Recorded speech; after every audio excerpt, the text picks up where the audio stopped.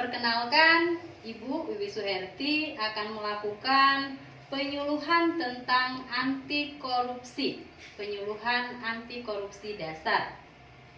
Pada penyuluhan anti korupsi dasar itu ada tujuan penyuluhan. Tujuan penyuluhan yang pertama, memberikan pemahaman pengertian korupsi. Kedua, siswa dapat mengetahui integritas dan nilai-nilai anti korupsi. Tiga, siswa dapat memahami faktor dan teori penyebab korupsi. Sebelum kita melanjutkan, ini ada pantun, tolong perhatikan. Kawan lama namanya Bagas, kawan dekat namanya Resi. Para siswa harus tegas berantas pelaku korupsi. Mari kita belajar anti korupsi dan hindari korupsi dari sejak dini. Korupsi? No. Anti korupsi? Yes. Oke. Baik, sebelum memulai penyuluhan, ada baiknya kalian melakukan pretest terlebih dahulu untuk mengukur sejauh mana kalian tahu tentang anti korupsi, ya. Silakan kalian perhatikan ke depan, boleh? Itu ada link yang silahkan kalian gunakan dan mengerjakan. Waktunya soalnya 10, waktunya 3 menit bisa? 4 menit ya? Silakan.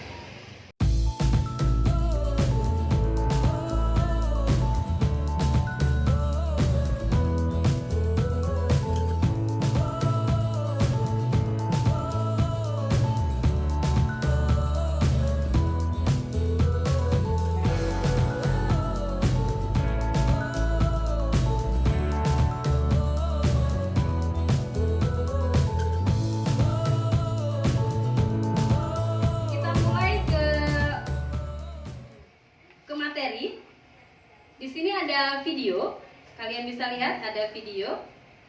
Ibu tayangkan videonya, kalian tonton videonya ya, silakan. Kasus suap Bupati Penajam Pasir Utara menyisakan ironi tersendiri. Dua tersangka dalam kasus ini ternyata masih berusia muda.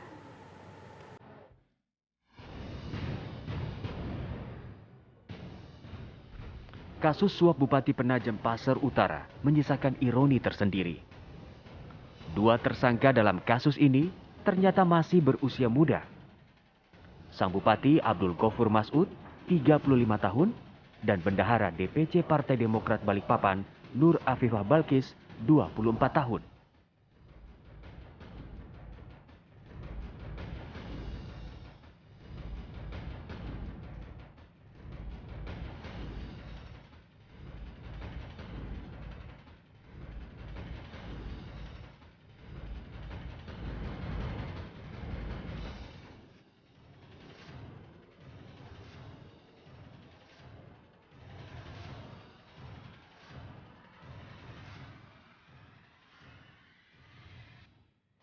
Dalam kasus Bupati Penajam Pasir Utara, KPK berhasil menyita uang senilai 1,4 miliar rupiah.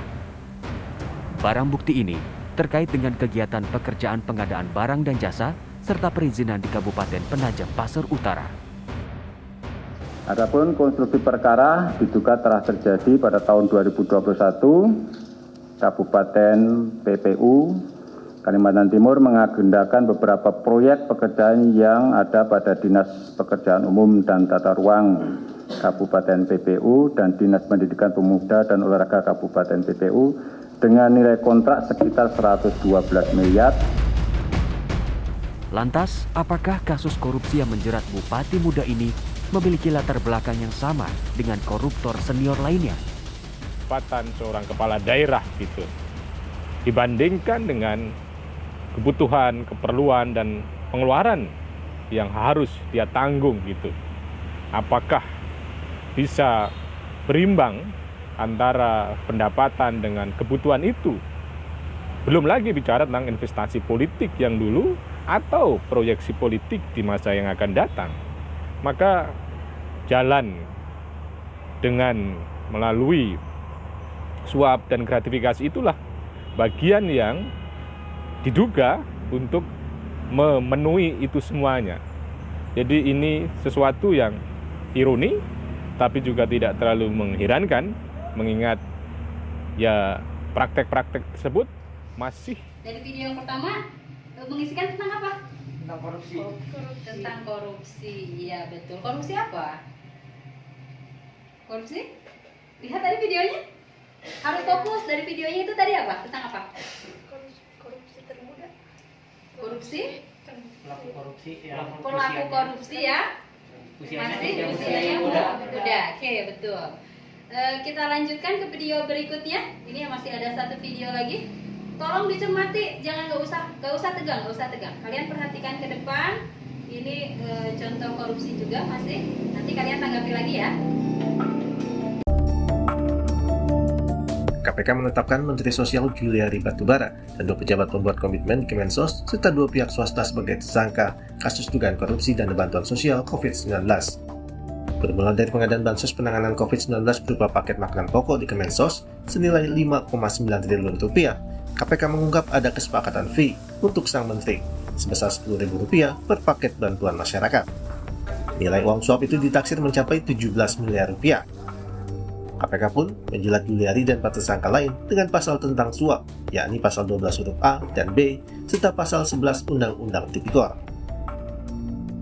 Menurut juru bicara KPK Ali Fikri, KPK masih membuka kemungkinan untuk melakukan penyelidikan terbuka dalam kasus ini, yang nantinya bisa saja berujung dengan penerapan pasal 2 ayat 2 Undang-Undang Tipikor yang ancamannya hukuman mati. Di dalam perjalanannya, KPK menangani berbagai perkara yang diawali dengan tangkap tangan, yaitu pasal-pasal suap, itu nanti tergantung dari hasil proses penyidikan dari pemeriksaan sejumlah saksi, gitu. Kalau kemudian di dalam perjalanannya itu ada fakta-fakta yang itu berhubungan dengan unsur melawan hukum, kemudian memperkaya diri sendiri atau korporasi, atau kemudian ada potensi kerugian negara, itu pasti diterapkan pasal-pasal yang berhubungan dengan pasal 2 atau pasal 3, yaitu dalam hal ini yang berhubungan dengan pasal kerugian negara. Menurut Direktur Pusat Kajian Anti Korupsi Pukat UGM Oce Madril, langkah KPK menetapkan pasal suap dalam kasus korupsi dana bansos untuk saat ini adalah hal yang tepat. Namun menurut Oce, para penyedia di dalam proyek atau vendor, pasal kerugian negara dengan ancaman hukuman mati bisa diterapkan dan tidak kepada Menteri Sosial. Ya, tentu saja karena konstruksinya adalah ada pemberian hadiah atau janji dari pihak swasta kepada sang menteri, maka ini tentu memenuhi unsur tindak pidana suap yang ada di pasal 12, 11, atau pasal 5 itu. Sehingga untuk sementara menurut saya memang pasal suap adalah pasal yang paling logis untuk dituduhkan kepada pelaku-pelaku ini. Tetapi menurut saya, khusus untuk mereka yang nanti menjadi penyedia di dalam proyek ini, kalau memang terbukti mereka merugikan negara, melaksanakan proyek ini dengan cara merugikan negara yang pada ujungnya merugikan masyarakat, maka justru menurut saya kepada vendor dan kepada penyedia inilah pasal-pasal kerugian negara itu bisa saja diterapkan begitu ya. Untuk sementara untuk si menteri masih pasal suap. Namun, hal berbeda diutarakan oleh pakar hukum tindak pidana pencucian uang Yanti Ganarsi. Yanti menilai ada kerugian negara dalam kasus ini. Nah, kita lihat saja dari 300.000 seharusnya 10.000 untuk menterinya. Nggak mungkin kan ini dapat dari uang vendor. Ini pasti ada kerugian negara. Karena yang 5, sekian triliun itu yang harusnya menjadi hak masyarakat, jumlahnya berapapun pasti berkurang. Hukum haruslah ditegakkan seadil-adilnya tanpa pandang bulu. Hukuman maksimal bagi pelaku korupsi diharapkan bisa menjadi efek jera. Publik pun masih menanti hukuman apa yang pantas diberi bagi mereka yang berani korupsi di tengah kesulitan dan kesusahan rakyat di masa pandemi. Tim Liputan, Kompas TV. Baik, tadi itu berkaitan dengan video yang kedua. Ada yang bisa menanggapi dari video yang kedua? Silakan. Saya, Yopi. Silakan, Yopi. Baik, dari video yang kedua, sesuai dengan tadi kasus yang terkait dengan Kemensos atau Kementerian Sosial. Jadi Kementerian Sosial ini bisa dikatakan melakukan penyalahgunaan jabatan yang berujung dengan penyelewengan dana. Dan hal tersebut dengan berita yang beredar bahwa Kementerian Sosial ini akan dijatuhi hukuman mati, namun pada faktanya hukum di Indonesia ini walaupun sudah diatur dengan pasal bahwa Indonesia adalah negara hukum, namun pada kenyataannya hukuman mati tersebut masih ditentang dengan undang-undang yang lain, yaitu terkait dengan Undang-Undang Hak Asasi Manusia, seperti itu. Maka ada kemungkinan hukum di Indonesia masih belum bisa memberikan efek jera kepada para pelaku korupsi. Terima kasih. Oke, betul ya. Jadi tadi adalah video yang kedua kaitannya dengan merugikan uang negara, kaitannya dengan bantuan sosial. Dilanjut ya. Oke, dilanjutin lagi. Nih, perhatikan. Berikutnya ada gambar. Perhatikan oleh kalian di depan. Ini gambar-gambar ini silahkan sebelum Ibu menyampaikan kepada kalian. Mungkin ada yang bisa menyampaikan terlebih dahulu berkaitan dengan gambar satu, mulai dari sebelah kiri, gambar sebelah kiri.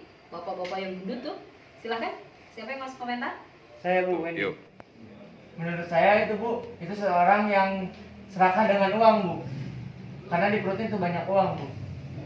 Ya, betul. Betul ya, adanya keserakahan. Uangnya sampai banyak kayak gitu. Oke, gambar yang berikutnya silakan. Ada yang bisa menanggapi? Saya Bu Repka. Repka, silakan Repka.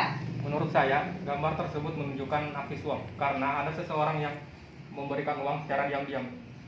Iya, betul ya. Menurut Repka juga betul gambar yang kedua. Gambar yang ketiga ke bawah, silakan. Ada? Saya Bu Melani. Melani gimana Melani? Gambar itu menjelaskan tentang kebiasaan pemberian uang yang sudah menjadi kebudayaan Indonesia. Memberikan uang menjadi pemberian kebiasaan ya. Oke. Gambar berikutnya ke sampingnya silakan. Ada yang mau kasih komentar? Saya Bu Nuke. Nuke, silakan Nuke. Menurut saya di dalam gambar tersebut terdapat caption dengan surga para koruptor. Jadi meskipun mereka diberi hukuman, namun tidak sepadan dengan hukuman yang dilakukan dan hukuman tersebut tidak memberikan efek jera kepada si korupsi. Luar biasa. Aplaus dulu semuanya. Ya, itu. Dari gambar-gambar yang tadi kalian sampaikan betul itu semuanya. Berarti lihat ke gambar yang ketiga dari atas itu ada ayo bertindak, lapor korupsi. Jadi apabila kalian sudah menemukan kejadian yang kalian tadi sampaikan, kalian sudah tahu sebenarnya kalau itu teh merupakan anti korupsi gitu kan, merupakan korupsi, maka kalian harus melawannya dengan melaporkan korupsi tersebut gitu ya. Betul, bagus. Tinggal keberanian kalian lagi sekarang mah ke depan gitu ya, karena kalian contoh-contoh dari korupsinya kalian sudah tahu. Lalu perlu kalian ketahui juga bahwa Indonesia itu merupakan negara yang cukup tinggi korupsinya dibandingkan dengan negara-negara lain yang ada di dunia. Oleh karena itu kita sebagai generasi penerus, kalian sebagai generasi penerus, bagaimana caranya menekan korupsi itu menjadi tidak ada sama sekali di negara kita, sehingga negara Indonesia bisa menjadi negara keren tanpa korupsi. Bisa? Bisa. Kita lanjut. Mulai ke pengertian korupsi.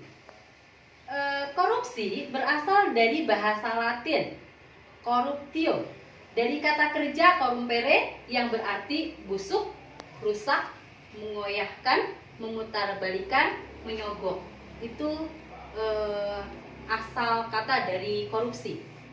Dan secara harfiah berarti korupsi itu kebusukan, keburukan, kebejatan, ketidakjujuran, dapat disuap dan tidak bermoral. Menurut KBBI berarti penyelewengan, korupsi itu berarti penyelewengan atau penggelapan uang negara atau perusahaan dan sebagainya untuk kepentingan pribadi maupun golongan. Next. Pengertian korupsi kalau dilihat dari Undang-Undang Nomor 31 Tahun 1999, Junto Undang-Undang Nomor 20 Tahun 2001, korupsi itu adalah setiap orang yang dengan sengaja melawan hukum untuk melakukan perbuatan yang memperkaya diri sendiri atau orang lain atau korporasi yang mengakibatkan kerugian negara atau perekonomian negara. Sekilas kalau kalian sudah tahu berkaitan dengan pengertian korupsi tadi, baik itu secara harfiah maupun menurut KBBI, bahkan menurut Undang-Undang Nomor 31 Tahun 1999 Junto Undang-Undang Nomor 20 Tahun 2001, ternyata korupsi itu mementingkan diri sendiri dan merugikan Negara. Gitu ya. Next. Nih, ada penyebab korupsi. Penyebab korupsi ini ada dua teori, ada mulai dari teori Gonek. Ini ada yang pertama itu serakah, yang kedua peluang, yang ketiga tekanan ekonomi, dan yang ketiga ingin pamer. Ini kalau menurut Jack Bologna, penyebab teorinya itu ada 4. Nah, kalau serakah itu yang kayak gimana ya serakah? Serakah gimana? Selalu merasa tidak puas. Selalu merasa tidak puas, betul. Jadi serakah itu selalu merasa tidak puas. Dia ingin selalu mendapatkan yang lebih, lebih dan lebih, gitu ya. Lalu yang kedua peluang. Kalau peluang apa? Kesempatan. Gimana kesempatan? Kalau kata Bang Nabi nih, kalau di televisi suka ada korupsi itu datang karena ada kesempatan. Maka waspadalah katanya. Waspadalah. Jadi kesempatan itu memang kadang tidak datang sampai dengan 2 kali. Tapi bukan berarti kalau ada kesempatan kita harus melakukan korupsi. Tuh. Yang ketiga itu adalah tekanan ekonomi. Kalau tekanan ekonomi kayak gimana? Ada yang tahu? Kebutuhan ekonomi yang tidak terpenuhi. Iya, betul. Itu berkaitan dengan kebutuhan ekonomi yang tidak terpenuhi, maka dia berkeinginan untuk melakukan korupsi. Dan yang keempat, ingin pamer. Kayak gimana ingin pamer? Ingin dipandang. Ingin dipandang karena memiliki gaya hidup yang tinggi, akhirnya dia menunjukkan yang terbaik, walaupun dari yang terbaik menurut dia itulah bukan hasil dari yang seharusnya dia miliki, tapi hasil dari korupsi. Itu yang tidak boleh. Oke, dilanjutin lagi. Ini ada juga penyebab korupsi menurut Donald L. Plessy. Ini teorinya Fraud. Ada 3. Yang pertama itu adalah tekanan.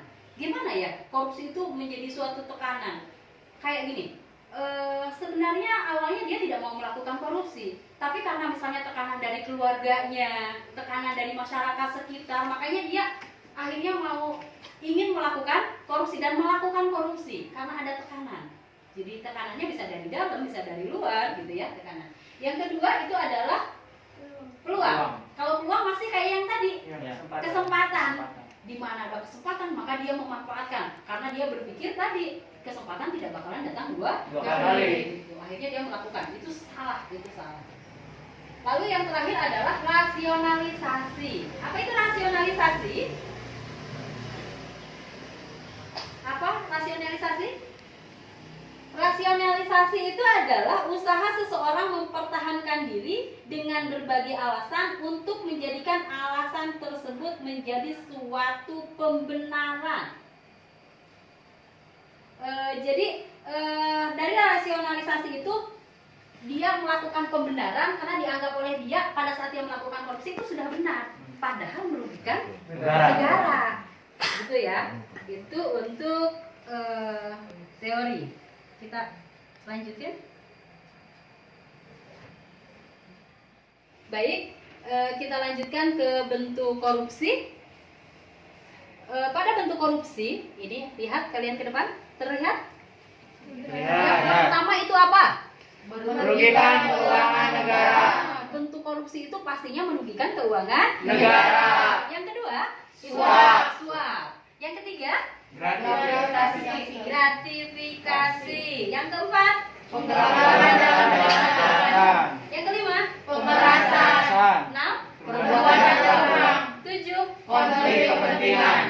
Ini semuanya masuk ke dalam bentuk-bentuk korupsi. Dari bentuk-bentuk korupsi mudah-mudahan kalian nanti bisa menjabarkan ya, apa itu suap, apa itu gratifikasi, gitu ya. Nah, setiap negara mempunyai undang-undang yang berbeda terkait dengan tindak pidana korupsi. Menurut Undang-Undang Nomor 31 Tahun 1999, Junto Undang-Undang Nomor 20 Tahun 2001, terdapat 7 kelompok tindak pidana korupsi seperti 7 poin di atas. Semua jenis tersebut merupakan delik-delik yang diadopsi dari Kitab Undang-Undang Hukum Pidana, tepatnya pasal 1 ayat 1 sub C Undang-Undang Nomor 3/71. Tuh. Kita lanjut. Nah, ini poin pentingnya. Kita akan kaji sekarang 9 nilai integritas. Dari 9 nilai integritas ada nilai, silakan kalian lihat ke depan, jujur, peduli, disiplin, tanggung jawab, mandiri, kerja keras, adil, berani, sederhana.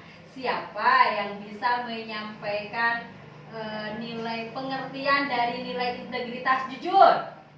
Saya Bu Rida. So, silakan Rida. Menurut saya, jujur adalah berbicara sesuai fakta dan kenyataannya. Jujur berbicara sesuai dengan fakta dan kenyataannya, betul. Suka berlaku jujur dalam kehidupan sehari-hari? Suka. Misalnya ya, jujur dalam kehidupan sehari-hari. Kalau misalnya kalian waktu jalan pulang sekolah, lalu ketemu teman kalian uangnya jatuh, maka kalian mungkin kalau kalian memiliki sikap jujur, itu secara spontan akan mengambil uang tersebut dan mengejar teman kalian untuk mengembalikannya secara langsung. Bukan tengok kanan, tengok kiri lalu dimasukin kantong, bukan ya? Nah, kejujuran di sini bahwa kita akan mengembalikan kepada orang lain kalau itu hak orang lain. Gitu. Lalu yang berikutnya tentang peduli, silahkan. Saya Bu Silvi. Gimana Silvi? Peduli adalah rasa empati terhadap sesama manusia. Ya, rasa empati terhadap sesama manusia. Jadi betul, Silvi juga betul. Kalau rasa empati terhadap sesama manusia berarti kita memiliki rasa apa ya? Dalam diri kita tuh, oh ya kasihan, ini kayaknya belum makan. Ah, saya punya bekal lebih, saya kasih gitu. Itu kita berarti memiliki empati. Ya. Kalau kita sudah memiliki empati berarti kita memiliki rasa kasihan kepada orang lain. Dengan niat yang tulus diawali pada diri kita, itu juga merupakan nilai dari integritas. Disiplin, silahkan. Saya Bu Melani gimana disiplin? Disiplin merupakan perasaan utuh dan patuh terhadap nilai-nilai yang dipercaya mampu dipertanggungjawabkan. Disiplin, ya nilai yang patuh, yang utuh dan harus bisa dipertanggungjawabkan. Disiplin di sini, kalian suka melakukan tindakan disiplin? Apa coba disiplin yang pernah kalian lakukan? Berangkat sekolah sesuai dengan jamnya. Betul, berangkat ke sekolah tepat pada waktunya. Nggak kesiangan masuk kelasnya, tepat pada waktunya. Itu salah satu contoh dari disiplin. Tanggung jawab sekarang. Siapa yang bisa berikan contoh tanggung jawab? Saya Bu Refka. Boleh Refka, silakan. Tanggung jawab adalah sebuah perilaku atau tindakan yang berani mengambil resiko terhadap sesuatu yang kita lakukan. Iya, tanggung jawab berarti kita gimana tadi Refka? Bingung gimana? Gimana Refka? Atau perilaku yang berani mengambil resiko terhadap suatu perbuatan yang kita lakukan. Ya, berarti berani mengambil resiko. Ya. Dari yang kita lakukan. Nah, tanggung jawab di sini berarti melaksanakan pekerjaannya dengan sangat baik biasanya dan dilakukan kalau tanggung jawab itu dengan sungguh-sungguh. Contohnya seperti ini. Pada saat kita diberikan kepercayaan. Pada saat kita diberikan kepercayaan oleh orang tua kalian saja di rumah. Maka bukti tanggung jawab kalian, misalnya kalian menjaga adik kalian. Maka bukti tanggung jawab kalian, adik kalian itu benar-benar dijaga oleh kalian, jangan sampai jatuh, jangan sampai ada yang luka atau dan lain sebagainya. Itu bukti tanggung jawab yang kalian tunjukkan kepada orang tua kalian, gitu ya, karena kalian sudah diberikan tugas, gitu ya. Lalu berikutnya mandiri. Apa itu mandiri? Saya Bu Yunita. Boleh Yunita. Mandiri adalah suatu kemampuan individu untuk mengatur diri sendiri dan tidak bergantung kepada orang lain. Iya, mandiri itu berarti tidak bergantung pada orang lain. Jadi pada saat kita melakukan sesuatu itu tidak terpaku menunggu bantuan dari orang lain, tapi kita bisa mencari solusi sendiri, ya, bisa melaksanakan berusaha sendiri untuk mencari solusi sendiri. Itu mandiri. Kerja keras? Saya Bu Tiara. Tiara, gimana Tiara? Kerja keras yaitu memiliki kemampuan dan kemauan untuk mencapai target tujuan. Iya, betul. Itu tadi yang disebut dengan kerja keras. Kerja keras itu sikap rela berkorban. Rela berkorban untuk mencapai tujuan. Misalnya gini, kalau saya ulangan pengen dapat nilai 100, ya maka harus belajar malamnya. Gitu. Jangan niatnya nanti di sekolah saya nyontoh saja. Berarti itu tidak bekerja keras. Tapi untuk mendapatkan suatu hasil yang maksimal, maka kita bekerja keras. Contoh lain, untuk menjadi kaya ya harus bekerja. Jangan bermalas-malasan. Lalu Adil, bagaimana? Saya Bu Wendy. Wendy, gimana Wen? Sifat adil adalah suatu yang tidak membeda-bedakan satu sama lainnya. Iya, adil tidak membeda-bedakan, betul. Adil itu tidak memihak, tidak membeda-bedakan, memberikan sesuatu sesuai dengan tupoksinya masing-masing. Gitu ya, itu adil. Berani? Siapa? Zafar. Berani ialah tidak takut untuk menyuarakan kebenaran. Iya, tidak takut menyuarakan kebenaran, betul. Jadi bisa kalian punya slogan seperti ini, jangan takut bicara benar. Karena benar walaupun dalam tahapan yang lama itu akhirnya pasti menang. Gitu ya. Jadi jangan takut bicara benar, berani mengatakan yang benar. Dan yang terakhir adalah sederhana. Apa itu sederhana? Dental? Saya Bu juga. Ya, silakan. Sederhana itu bersahaja atau tidak berlebih-lebihan. Iya, sederhana itu bersahaja dan tidak berlebih-lebihan, betul. Sederhana itu tidak memamerkan sesuatu yang membuat orang lain iri, ya.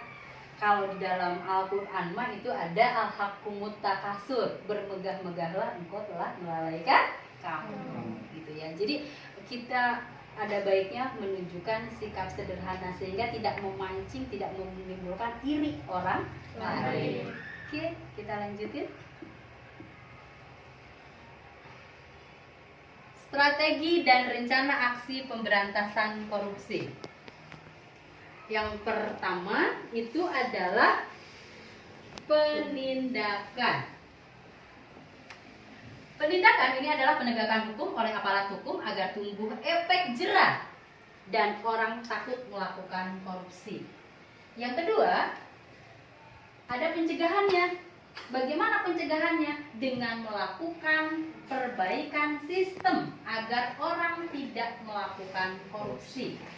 Lalu ada juga strategi dan aksi pemberantasan korupsi adalah pendidikan masyarakat dengan membangun karakter yang berintegritas. Karakter yang berintegritas tadi nilai 9 nilai integritas yang insya Allah sebenarnya kalian sudah bisa menguasai, sudah tahu, tapi mungkin belum diaplikasikan dalam kehidupan sehari-hari. Karena kalau tahu itu gampang, tapi untuk aplikasinya itu susah. Susah. Lalu silakan, materinya sudah Ibu sampaikan. Untuk mengukur sejauh mana kalian sudah mendapatkan materi yang Ibu sampaikan berkaitan dengan penyuluhan anti korupsi, karena sebenarnya penyuluhan anti korupsi yang hari ini Ibu sampaikan kepada kalian, kita seperti sharing aja, tanya jawab dan penekanan saja berkaitan dengan bagaimana kita harus menyikapi berkaitan dengan korupsi. Nah, silahkan sekarang Ibu kasih waktu lagi, tadi 4 menit ya, bisa mungkin 4 menit lagi untuk mengerjakan soal post-test. Nah, ini linknya sudah ada di depan, silahkan kalian mengerjakan soal post-test. Baik, itulah tadi materi yang sudah disampaikan dan kalian sudah mengikuti post-test. Maka untuk penutup silahkan kita buat rangkuman dari apa yang Ibu sampaikan berkaitan dengan penyampaian anti korupsi kepada kalian. Ada yang mau memberikan kesimpulan? Silahkan. Saya Yopi. Iya Yopi lagi. Boleh Yopi, silahkan.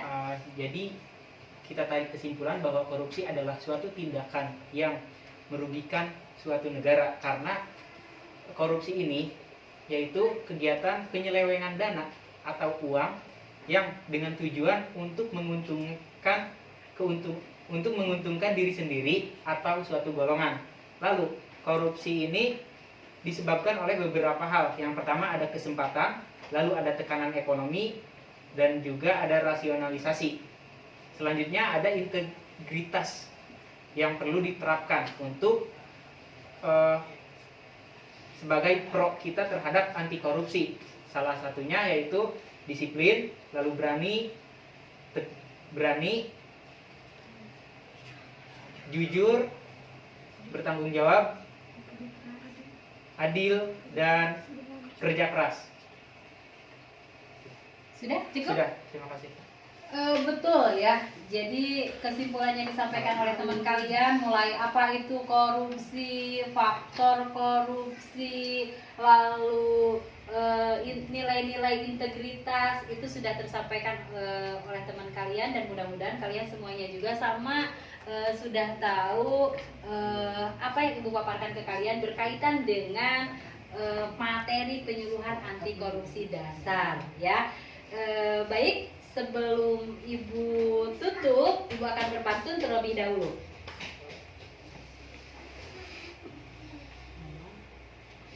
Abang-abang antar barang dikirim oleh Susi.